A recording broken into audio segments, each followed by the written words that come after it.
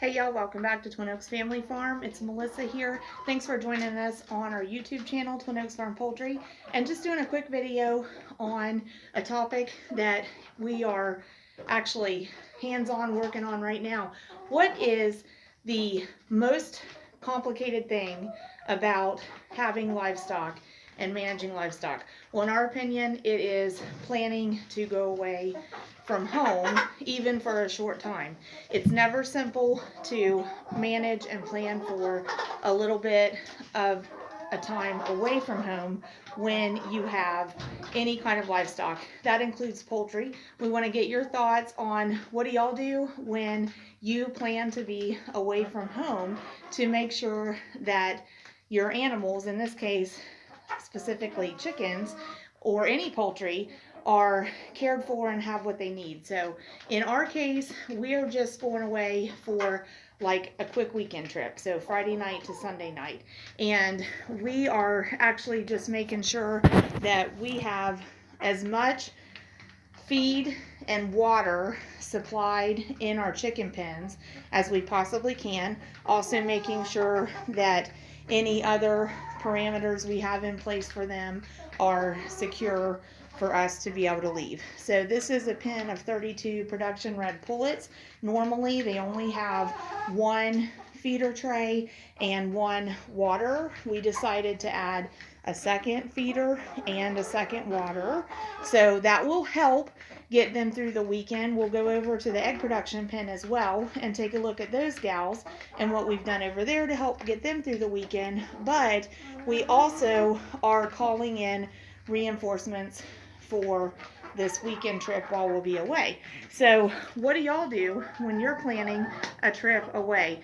Our approach is basically kind of keep it simple, but make sure you cover all the bases. So we think that it's good practice to line up some help to at least break up the time that you'll be away and have a person actually checking on your animals.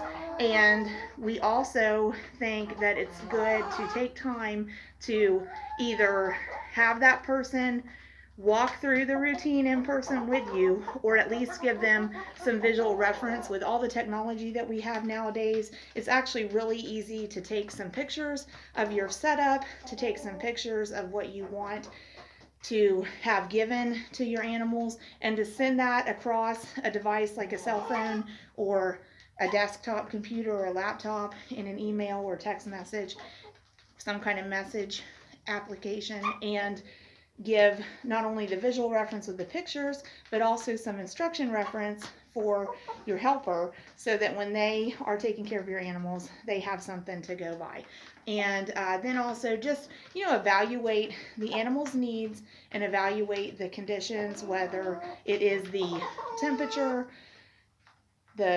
if there's a storm coming in, whatever's going on, and how frequently they're accustomed to being checked, and also what the goals are with your operation. Like in our case, we do have a flock that is in active egg production, so we want to make sure that feed and water and gathering eggs stays consistent for that bunch, so that they don't slack off of their egg laying from a temporary nutritional deficiency or a temporary dehydration, like if the water runs short. So we take that in consideration. And even with this group, they're growing, so we want to make sure that their nutritional needs are consistently met and that they stay hydrated. So basically for this group, they've got extra food, extra water, they have access to outdoors. We're going to maintain an overhead light in here.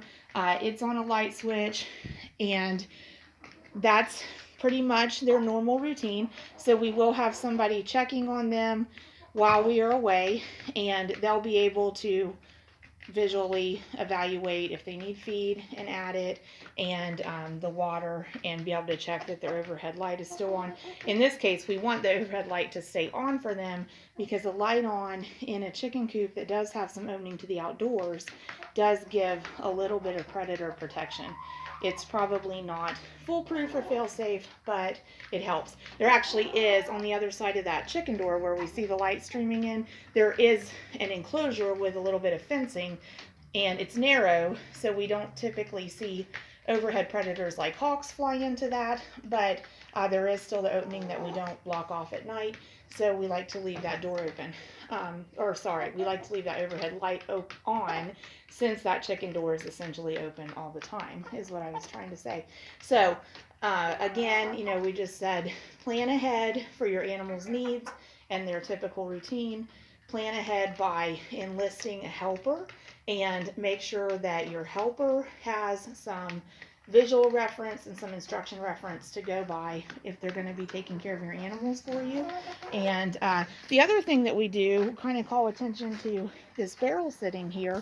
The other thing that we did for this instance of going out of town, hey y'all, is we thought through our regular process, and our feed is stored in the middle section of this shed, and we typically go in and out of there.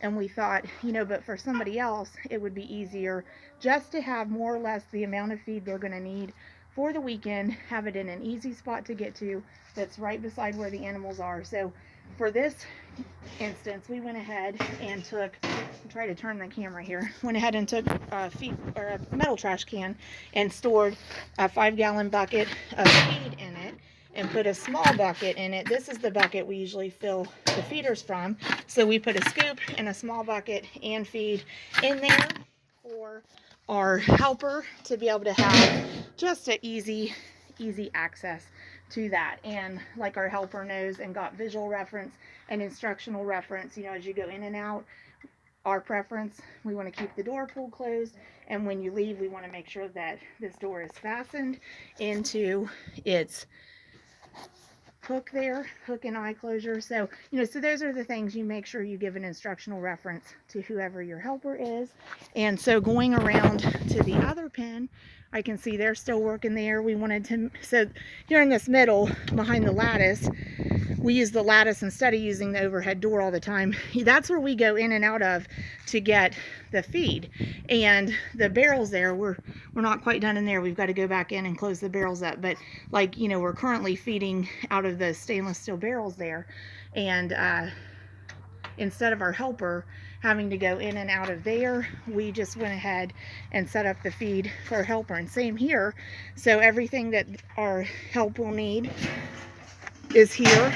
This is for the egg production hens. We're going to go in and see them. So again, we have the 5-gallon bucket. So that's more feed than they'll need for the time that we'll have a helper add and feed. There's a small bucket for filling the long feeder.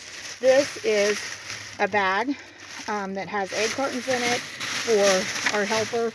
Part of their compensation is getting to keep like 2.5 dozen of the eggs. We also have a long handled spoon in here. I'll tell you why we have that when we're inside the pen. I'll try to remember. And we actually need to add an egg gathering basket. So this is part of that, like thinking through that your help has what they need. We're making our last run through taking care of everything and checking that we have things in place for our helper. And so whatever your particulars are, like on your gates and latches and doors, make sure you share that with your helper. In this case, we have a double end snap that holds that closed, and we have a latch that slides. So we made sure to share all that, and the door doesn't want to stay closed when we're in here. So, we shared the particular of this little hen house is that we have a tomato stake that we'll prop that door shut with, so that it's no worry about the hens wanting to leave. So we just filled up feeder in here. This is their regular feeder. We didn't add a second feeder. They'll be fine with the rations that's out in the bucket for our helper to add those in. We gave the gals an extra flock block. They'll use that. It'll last beyond the weekend. And we still have 2 gals in the nest boxes that may lay eggs yet this evening. All these gals will for the most part lay eggs over the weekend that our helper will collect. And then when we get home, we'll have another day's worth of eggs to collect. We always keep one water in here. We added a second water. We do have the water spigot, out beside the building, so water can easily be gotten there and added. And we do keep this one heat lamp on in here, again, mostly because wanting to have a light in here to deter anything that could come in their chicken door overnight, and that is a relatively effective deterrent. It's been working for us. I hope it continues to work for us. The only concern with that I saw, and my husband said we're going to go with it, but the only concern I saw with that is if that light bulb would go out. We actually have a second lamp hanging here that we could put a second bulb into, so that if one of them would, just burn out, the other one would pick up. But actually that bulb was put in there not too long ago, so most likely it's not going to burn out. If it does, it does. We'll deal with it when we come home. But those are all things that, just showed you the application of these practices for getting ready to leave home when you're managing any kind of livestock, in this case small livestock poultry. Just kind of showing you how those practices apply to our specifics and our particulars. And I would love to hear your feedback. What do y'all do? Livestock, it's more difficult with livestock even than with house pets, because nowadays a lot of travel places accommodate house pets, but for our farm dogs, outside dogs, for our livestock, we can't really pick them up and take them with us. So even though we want to go, for a weekend trip, we still have about 66 chickens to be mindful of, and 2 farm dogs to be mindful of. So we had to make sure that we had help. So, maybe give us your feedback on what you think of those practices, just planning ahead about your animal's needs and their routines, and enlisting a helper and giving the helper some good visual reference and good instruction reference, and then accommodating, as many extras as you can for your livestock, so that they have what they need while you're away, and so that it makes it a little bit easier on your helper while they're away. And again, like in this case, is one of the things we made sure to give some instruction reference on, making sure that that's fastened.